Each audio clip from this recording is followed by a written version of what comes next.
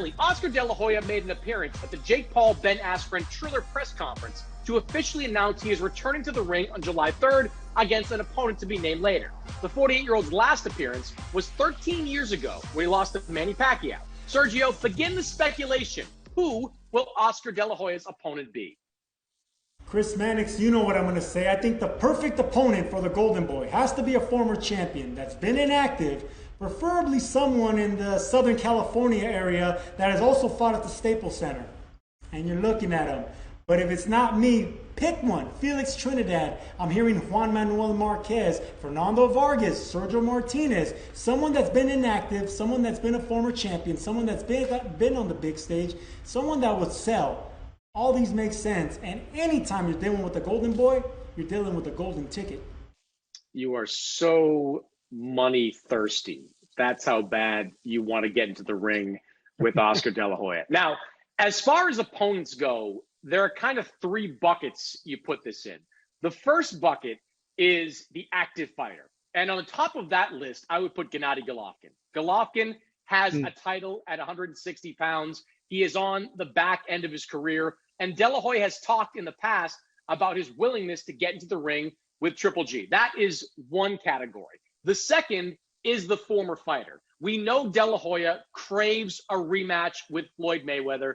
I don't know if the two of them could get at the right weight. I don't think De La Hoya is making 154, and I don't believe Mayweather's fighting anybody, exhibition or otherwise, at 160 or above. So you could look at Mayweather. You could look at Sergio Martinez, who has been making a comeback over his last couple of fights. That would be quasi-interesting to fans of both those fighters. The third bucket, and I think the most likely bucket, is going with the UFC fighter, because we have seen crossover fights between UFC fighters and boxers do extremely well on pay-per-view and be, by and large, extremely easy for the boxer, regardless of where they are in their careers. You know this, Sergio, despite the fact that MMA and boxing are both combat sports, they could not be more different. An MMA fighter is going to have a hard time, no matter who he's up against, going into a boxing ring and facing a skilled boxer. De La Hoya, even at 48, I think still has some skills in him to dominate an MMA matchup. But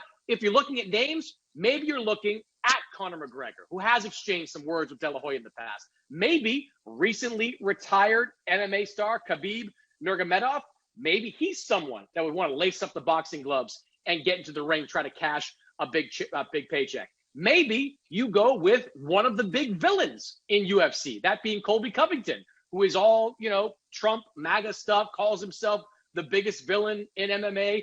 Maybe that's the direction that De La Hoya, a Mexican-American, would want to go try to sell some pay-per-view. So he's going to have to choose from one of those three buckets. One other thing, though, Sergio. De La Hoya has said for months that if he comes back, he wants to come back in a real fight. Only in that first bucket of opponents are real fighters. So if he comes back against Nurmagomedov, if he comes back against McGregor, if he comes back against Covington, he will be backtracking on everything he said over the last few months. Whether it's Conor, Colby, or Khabib, it'll be easy work for Oscar De La Hoya. It'll be one golden left hook that will end that night, but it'll sell and people would want to watch. And listen, I'll probably watch myself. I watched Mayweather beat the hell out of Conor McGregor in The Heist. This will be The Heist Part 3 when it comes to a boxer and an MMA fighter. They stand no chance, and I mean that stand with the pun intended, Mannix. No chance when it's just mano a mano standing up. Get on the floor, they stand. We know what they can do down there. But Oscar De La Hoya, even at 40, late 40s, he's still going to destroy any MMA fighter that steps into the boxing ring.